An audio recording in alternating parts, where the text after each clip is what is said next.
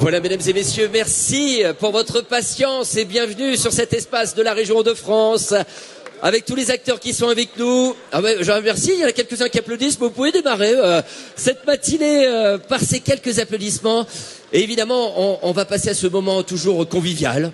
C'est toujours un moment de discussion qui est ô combien sympathique avec l'ensemble des acteurs et des ambitions de ce salon international de l'agriculture, avec Monsieur le Président des Hauts-de-France, de la région Hauts-de-France qui est avec nous. Bonjour Monsieur Xavier Bertrand. Bonjour. Vous allez bien? Très bien. Bah merci d'être avec nous. Au salon, ça va forcément bien. Oh, voilà, au salon de l'agriculture, on a la confrérie de la pomme de terre qui est là, on a des bons fromages, on a tout ce qu'il faut pour passer ce beau moment de convivialité.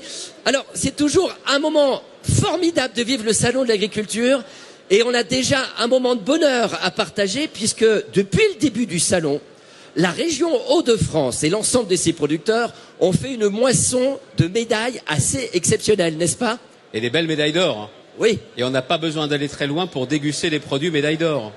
On va pas en citer un, si? Ah, on peut même donner un nombre. Alors, parmi les médailles d'or, on a un brasseur qui, bon, il y en a plusieurs, mais il y a la Choulette qui est présent, qui a eu une médaille d'or. Et chose qui est assez incroyable, il y a 3 médailles du côté de Bienvenue à la ferme, qui sont directement les producteurs fermiers qui vendent directement à la ferme. Et on peut déjà dire hier soir, on a déjà battu le nombre de médailles de l'ensemble des médailles de l'année dernière, puisque nous sommes déjà à 82 médailles pour 73 médailles en 2014. Donc ça, c'est déjà formidable. Il y a 55 médailles pour nos bières et 10 médailles pour notre champagne. Il y a de la charcuterie, des produits de la ferme, le champagne, on le rappelle, 11% de la production de champagne en France est faite dans les Hauts-de-France. Alors ça vous inspire quoi, Monsieur Bertrand, toutes ces médailles et ce savoir-faire de nos producteurs? De la fierté. De la fierté tout d'abord en vous voyant toutes et tous. Je vous mets au défi de savoir ici qui est élu, qui est producteur, qui est visiteur. Ce sont avant tout les amis et les soutiens de l'agriculture et de la pêche dans les Hauts-de-France. Vous êtes formidables d'être aussi nombreux et d'être rassemblés comme vous l'êtes. Un grand merci à vous toutes et tous. Et puis je tiens aussi à le dire, c'est que dans la région, avec l'État, on fait cause commune. Il y a Madame la Ministre qui est là, il y a Monsieur le Préfet de région, Madame la Préfète, parce que ça montre que dans les Hauts-de-France, on a l'habitude parfois de serrer les dents quand c'est difficile, mais surtout de se serrer les coudes et de retrousser les manches. Et nos amis agriculteurs et pêcheurs le savent bien, des représentants de chambres sont là aujourd'hui. Quand ça va bien, on essaye de faire en sorte que ça aille mieux, et quand ça va mal, on essaye de trouver des solutions. Alors ce qui est vrai aussi, c'est qu'on a une année particulière et une ambiance, les commentateurs le disent, c'est apaisé. Ne nous racontons pas d'histoire. Tous les changements qui sont en train de se produire ne sont pas encore arrivés dans les fermes. Tous les changements qui sont en train de se produire ne sont pas encore ressentis par l'ensemble de nos pêcheurs. Et le boulot des élus, c'est de prendre conscience que tant que le quotidien n'a pas changé et tant que l'avenir n'est pas plus serein, on a encore beaucoup de boulot à faire. Ce qui est vrai, c'est que dans la région, les agriculteurs ne seront jamais montrés du doigt par la région. C'est qu'on sait pertinemment dans la région que les réglementations, quand elles sont compliquées, je continuerai à me battre pour qu'au niveau européen, pour qu'au niveau national, on puisse vous simplifier la vie. Vous savez, je le disais tout à l'heure, quand on se lève le matin à la région, entre vous compliquer la vie ou faciliter la vie, eh ben on se lève effectivement du pied droit, c'est pour vous simplifier la vie. Je le dis devant le président du département du Nord qui est là, je le dis aussi devant le préfet de la Somme, qui sont aussi des facilitateurs, c'est vraiment notre état d'esprit. Ce que je voudrais juste vous demander, c'est que vous êtes des amoureux du salon, des amoureux de nos pêcheurs, de nos agriculteurs. Ne le soyons pas seulement 10 jours dans l'année. Soyons-le 365 jours sur 365. Je ne sais pas si vous avez lu la presse, il y a un très beau sondage dans le Figaro. Il y a plus de 9 Français sur 10 qui disent que nos agriculteurs sont travailleurs, que nos agriculteurs sont des passionnés. Eh bien, soyez travailleurs pour la cause de l'agriculture, comme l'est notamment Julien Dive. Soyez des travailleurs au service de la pêche, comme l'est notamment Jean-François Rapin et l'ensemble des élus qui sont ici. On est avec vous, vous pouvez compter sur nous, et nous savons pertinemment que l'un de nos enjeux essentiels, parce qu'on est tous de passage, c'est d'assurer la transmission et le renouvellement des générations. C'est le message qui m'a été passé depuis ce matin en rencontrant différents exposants. Il faut qu'on se batte pour nos jeunes, parce que beaucoup des toujours jeunes laisseront la main dans quelques années, et il nous faut faire en sorte que si l'agriculture et la pêche sont fortes dans la région des Hauts-de-France, nous pourrons, nous, être confiants sur ce qu'on donne à manger à nos enfants. C'est ça le plus important. Merci d'être aussi nombreux aujourd'hui. Merci beaucoup, merci beaucoup. Alors on a la chance d'avoir monsieur Olivier Leprêtre du comité régional des pêches maritimes et des élevages marins en Hauts-de-France. Vous savez que vous êtes nombreux. Et on vous en remercie. Bonjour Olivier. Bonjour à tous. Je t'en prie, mets-toi de ce côté-là et on est ravis de vous recevoir avec nous. Alors évidemment, depuis l'année dernière, depuis 2024, il s'est passé beaucoup de choses pour nos marins pêcheurs. Comment on pourrait résumer cette année un peu particulière quand même pour les métiers de la pêche? Alors cette année, ça a quand même été une année très compliquée, comme vous le savez tous, avec tous les mouvements, avec le Brexit, tout ce que ça a engendré. Mais malgré tout, ça a été une année quand même relativement correcte pour les pêcheurs. Boulogne reste le premier port de pêche de France, avec 33 000 tonnes de débarques, 350 000 tonnes de produits travaillés. C'est quand même pas mal. En plus de ça, il y a beaucoup de nouvelles espèces qui arrivent avec le réchauffement climatique, c'est-à-dire du thon rouge surtout, de la sardine, de la coquille Saint-Jacques qui continue aussi d'augmenter jusqu'à 2000 tonnes. Donc c'est quand même pas mal, on va pas trop se plaindre. Mis à part tous les problèmes de Brexit, on va dire que globalement la filière se porte bien. Parce qu'il y a la pêche à Boulogne, mais il y a toute la filière. Il y a tout ce qui est transformation, maraîchage, logistique. C'est quand même une filière forte et soudée. Chose qui est quand même exceptionnelle dans le milieu de la pêche. Donc voilà, je remercie, tant que j'ai le micro, tout le monde politique, tous les soutiens qu'on a, parce que, je répète, avec le Brexit, c'est très compliqué. Et si on n'avait pas de soutien politique, on n'arriverait à rien. Et j'en demande encore plus, parce qu'il n'y en a jamais assez. Justement, ce qui est intéressant, c'est aussi dans ce contexte de voir les perspectives pour la filière. Aujourd'hui, l'avenir, là, on a la perspective 2025 et des prochaines années pour la filière pêche et également pour ce centre qu'on a la chance d'avoir de transformation et de la valorisation des produits de la mer qui est Boulogne-sur-Mer et qui rayonne dans notre région. Alors tout d'abord, j'aimerais dire que Boulogne ne se laissera pas mourir. Que ce soit les pêcheurs, la transformation et toute la filière, on ne se laissera pas mourir. Et on a plein d'idées. On essaie de développer déjà les marchés sur la bande. On est en train de, normalement, je pense que pour fin d'année, on devrait pouvoir avoir classé le gisement. Après, on est sur l'algue, où on est bien avancé aussi. Ça fait 2 ans qu'on est dessus. Je pense que d'ici 1 an, ça devrait voir le jour. Donc vous voyez, il y a plein de perspectives. Il faut continuer d'innover et de s'adapter, parce que avec tout ce qui se passe, on est obligé de s'adapter à la réalité du terrain. Eh bien, on compte sur vous et merci pour votre présence avec, vous pouvez l'applaudir, monsieur Olivier Leprêtre, président du comité régional des pêches maritimes et de l'élevage marin en Hauts-de-France. Bon salon à tous. Merci beaucoup. On va laisser Marie-Sophie, vice-présidente en charge de l'agriculture et de l'agroalimentaire et de l'enseignement agricole et de la pêche, d'être avec nous en cette matinée inaugurale. C'est toujours un moment évidemment de contexte à donner sur le milieu agricole et en particulier on a un contexte européen et LOA qui est assez précis et avec beaucoup d'actualité. Et justement, quelle est la position de la région, comment se place la région face à ce contexte? Alors c'est vrai que ça bouge beaucoup en ce moment au niveau européen et aussi au niveau français. J'ai Julien Dive juste à côté. Et je salue l'action des parlementaires, des sénateurs, Jean-François Rapin, Pascal Gruny, parce que je pense et Olivier Henno, il y a des évolutions qui sont en train de s'opérer. En gros, je pense qu'on est en train de réhabiliter l'acte de production, parce qu'il n'y a pas de souveraineté alimentaire sans production. Et je crois que les députés, les sénateurs ont voulu dire pas de régression par rapport à la souveraineté alimentaire. Ça veut dire en creux qu'on est en train quand même de toucher aux surtranspositions et aux prises de décision de suppression de molécules quand il n'y a pas de solution. En Hauts-de-France, on sait de quoi on parle parce que ça a été appliqué, cette méthode qui n'a pas d'issue a été appliquée pour les endives, pour les betteraves et elles sont tout simplement suspendues dans le vide. On joue à la roulette russe, comme l'a dit Guillaume Mandon, par rapport à des filières absolument stratégiques pour notre souveraineté alimentaire, comme la betterave.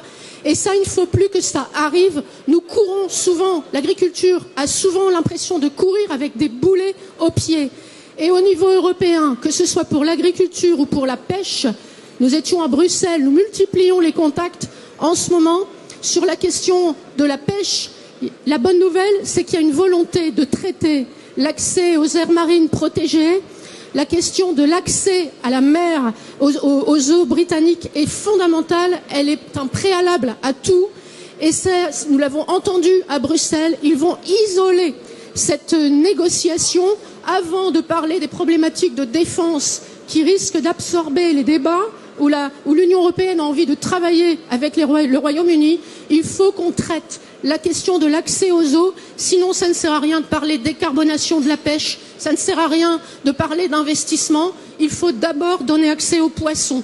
Tout ça, c'est en ce moment, et c'est vrai que les régions, le délégué général de Région de France est ici, ont un rôle plus important que par le passé, elles sont plus entendues que par le passé parce qu'elles sont autorités de gestion depuis 2 programmations et que quand elles font corps, quand elles parlent d'une même voix avec la Normandie, avec Île-de-France, avec Grand Est, avec d'autres et qu'elles ont le même discours, eh bien elles ont du poids, mais on a besoin aussi, Madame Runacher était là, d'avoir un État fort qui a le même discours que nous et qui réhabilite la production. Parce qu'on ne peut pas parler de souveraineté alimentaire si on ne parle pas de faciliter l'acte de production.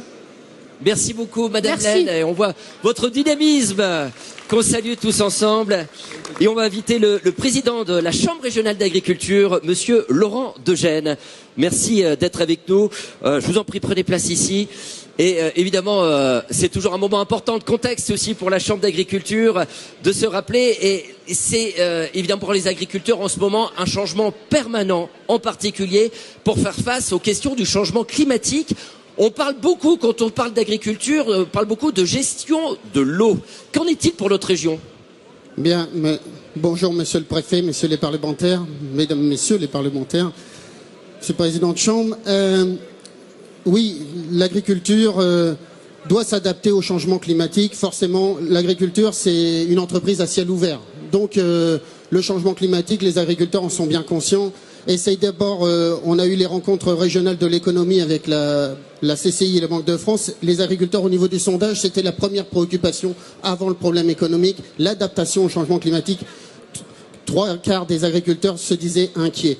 Nous, au niveau des chambres d'agriculture, on se doit d'apporter des réponses, des débuts de solutions à des programmes de recherche. Et avec Marie-Sophie Laine, sous l'impulsion de Xavier Bertrand, ils nous ont demandé un programme justement de l'adaptation au changement climatique. Alors on a par exemple un programme comme Climophile, c'est-à-dire climat, eau, filière. La première intervenant dénominateur commun dans le changement climatique, c'est l'eau. L'eau. Et donc revenir à notre métier de base, l'agronomie, et ça passera par là, la réserve hydrique du sol, et donc arriver à mettre toutes ces pratiques afin d'arriver à construire garder notre production tout en diminuant nos intrants, tout en diminuant notre impact sur la planète. Mais l'agriculture est une solution et on arrive à le démontrer. Je vois avec dynamisme en tout cas. Et puisque vous évoquez parfois les difficultés, les inquiétudes des agriculteurs que vous représentez, il y en a une, c'est celle du renouvellement des générations et du besoin de main-d'œuvre permanent. Comment on fait face à ce type de problème ? Alors, bien sûr, toute notre base de l'installation des jeunes agriculteurs, si vous voulez installer des entreprises économiques, il faut développer la valeur ajoutée sur les exploitations. Pour développer la valeur ajoutée, il y a 2 niveaux. Le premier, c'est l'eau, j'en ai parlé juste avant. Et la deuxième jambe, c'est la main-d'œuvre, puisqu'il faut des hommes. Alors des hommes de deux niveaux. D'abord le chef d'entreprise, parce que c'est lui qui donne l'impulsion, c'est lui qui prend les risques. Donc il faut favoriser tout le programme à l'installation. Et je note d'abord que la région Hauts-de-France, c'est pas pour jeter des fleurs au président de région qui est concentré, c'est que justement, et je disais que tu étais précurseur, puisque le programme qui est mis dans la PLOA que nos parlementaires ont gentiment fait passer, eh ben, la région Hauts-de-France était déjà guichet unique. Donc on avait déjà, avec les chambres d'agriculture, on recueillait l'ensemble des jeunes qui voulaient s'installer. Et ça a permis de porter ses fruits, puisque aujourd'hui, tout le monde voit que c'est un enjeu national. Alors, je disais le premier point sur les chefs d'exploitation, donc tout le travail de l'installation et de la transmission. Et le deuxième point, c'est si on veut développer la valeur ajoutée, que ça soit, on le voit par des cultures spécialisées, on est quand même le premier en endive, on est quand même en pommes de terre, en betterave, enfin bref, et tout ce qui est la polyculture élevage, puisque notre modèle, c'est le polyculture élevage. Et pour ça, il faut bien sûr des chefs d'exploitation, mais il faut également attirer de la main-d'œuvre. Des experts pour nous conseiller et nous entourer, et là on essaye de recruter au niveau des chambres, mais également de la main-d'œuvre d'exécution qui fasse le travail, et on embauche du non-diplômé, du motivé, jusqu'au bac plus 5 ou bac plus 10, c'est pas un problème, on a du métier pour tout le monde, et si on arrive à attirer, à rendre notre métier dynamique et montrer que c'est plein de perspectives, et tout le monde nous dit il faut du sens. Qu'est-ce qui a plus de sens que le sens de nourrir, le sens de la souveraineté alimentaire, la souveraineté énergétique et toutes les aménités que vous demandez à l'agriculture, qui est le stockage du carbone, la biodiversité, l'entretien des paysages, tout ce que vous nous demandez. Donc on a un métier hyper riche qui peut convenir à tout le monde. Venez en agriculture, vous verrez, venez en Hauts-de-France. Merci beaucoup Laurent Degène, président de la Chambre d'agriculture des Hauts-de-France, d'être avec nous. Puis on va laisser la parole au monsieur le préfet de la région Hauts-de-France, monsieur Bertrand Gomme. Alors quel plaisir de vous recevoir, mais également avec nous. Et pour vous, je suppose que, évidemment, en tant que préfet de région, d'être présent pour représenter le grenier de France que représente la région de France a un intérêt certain et une fierté également de représenter pour l'État notre région. Oui, absolument. On est très contents avec mes collègues, la préfète de l'Aisne, le préfet de la Somme, le directeur régional de l'agriculture, l'ensemble des services de l'État, d'être présents au salon aujourd'hui. Je voudrais saluer Monsieur le Président de la région, Mesdames et Messieurs les parlementaires, les représentants, le Président de la Chambre régionale d'agriculture évidemment, mais aussi les représentants des organisations professionnelles agricoles. Je vois au loin le Président de la FRSEA. Dire que pour nous, être là aujourd'hui, c'était une évidence. C'était une évidence parce que d'abord, l'agriculture, vous l'avez tous dit, c'est absolument un point central de notre région, la région des Hauts-de-France, avec des confréries merveilleuses qui honorent les traditions. C'est le cas de la pomme de terre, c'est le cas de l'ail d'Arleux, c'est le cas de l'ensemble des filières, qu'elles soient végétales, qu'elles soient animales, qu'elles soient piscicoles, qu'elles soient également aquacoles. Et on a une filière aquacole particulièrement dynamique dans la région des Hauts-de-France. Et être là, je disais une évidence parce que le président de région l'a dit, il faut qu'on puisse être en accompagnement et en simplification pour pouvoir aider tout simplement ceux qui travaillent. Et en agriculture, du soir au matin, qu'il pleuve, qu'il vente, qu'il neige, on est là, on est sur le terrain et on est dans la production. Donc il est normal que les services de l'État soient aux côtés des agriculteurs. Merci beaucoup, bon salon. Merci beaucoup Monsieur le Préfet, merci d'être avec nous. Et enfin, Monsieur le Président, avec nous pour partager ce dernier moment d'inauguration. Non, c'est pour indiquer ce qui va se passer maintenant. Ah oui, bien sûr. Quand même.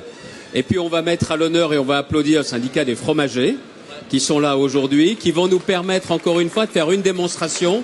Tiens, pas vous qui posez des questions. Quelle est la région de France où il y a le plus de fromages différents? Ah, je réfléchis. Je dirais au hasard comme ça, je dirais la région de France. Non, c'est pas au hasard, c'est la vérité. Ah bon, c'est la vérité. Et on peut féliciter nos fromagers. Je le savais. Et donc vous allez pouvoir apprécier, une partie du savoir-faire de l'ensemble de nos producteurs, bien évidemment les fromages, et puis bien évidemment ce que nos chefs qui sont sur les différents stands ont pu préparer pour les uns et pour les autres. Donc profitez de ce moment et n'oubliez pas ce message, c'est pendant toute l'année qu'on est en soutien de nos agriculteurs et de nos pêcheurs. Merci d'avoir été si nombreux. Merci beaucoup. Merci Monsieur le Président. Merci d'avoir été avec nous. Vous pouvez encore une fois applaudir les fromagers, le syndicat des fromagers des Hauts-de-France qui est avec nous, avec Monsieur Vermeulen qui porte haut les couleurs de l'ensemble de toute l'équipe. Il y a les chefs en or également qui vont vous ramener de la bonne gastronomie de notre belle région de France. Et les stands aussi de différents départements. Oui, avec bien notamment sûr. La présidente du département de la Somme qui est là, qui est juste à côté. On a un superbe emplacement cette année. Profitez-en. Et je vois aussi des grands restaurateurs qui sont là, Stéphane Manigol, qui va pouvoir aussi mettre dans ses restaurants les fromages des Hauts-de-France, bien évidemment. Merci à vous, bonne dégustation. Et puis dans quelques instants, On va partager ce moment de convivialité aussi un peu en musique, puisque on a la chance d'avoir l'un des ambassadeurs de la musique de la région Hauts-de-France. C'est Michel Pruvot. On partagera ce petit moment de convivialité. Il était avec nous, mesdames et messieurs, Michel Pruvot. Vous pouvez l'applaudir et il va nous faire profiter un peu de son talent. Vous souhaite une bonne dégustation et allez-y, profitez. Je m'écarte un peu pour que vous puissiez applaudir encore une fois, mesdames et messieurs, le savoir-faire. Je rappelle que le plateau de fromage est sur la thématique du Tour de France, mesdames et messieurs. Tour de France qui va partir de Lille, 5 étapes dans la totalité de la région de France pour partager un moment de convivialité.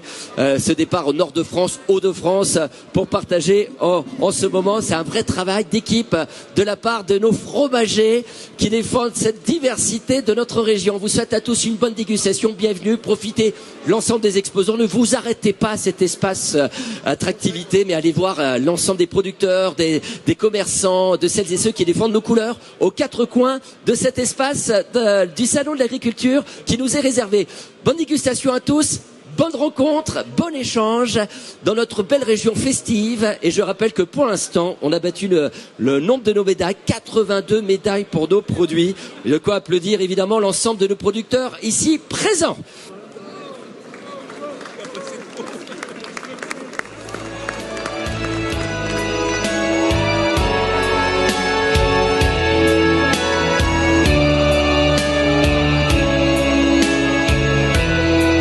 Allez, on y va. Oh.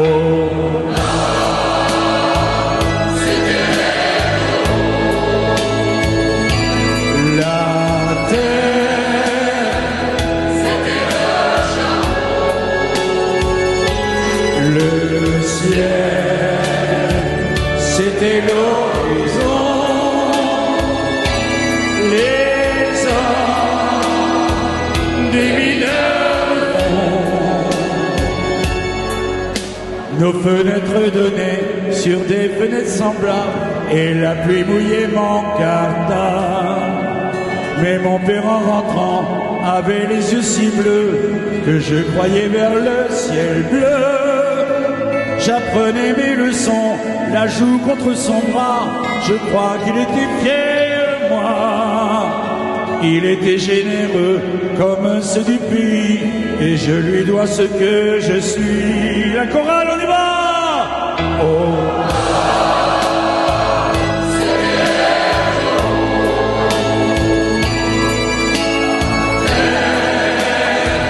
C'était le charbon, le ciel, c'était l'eau.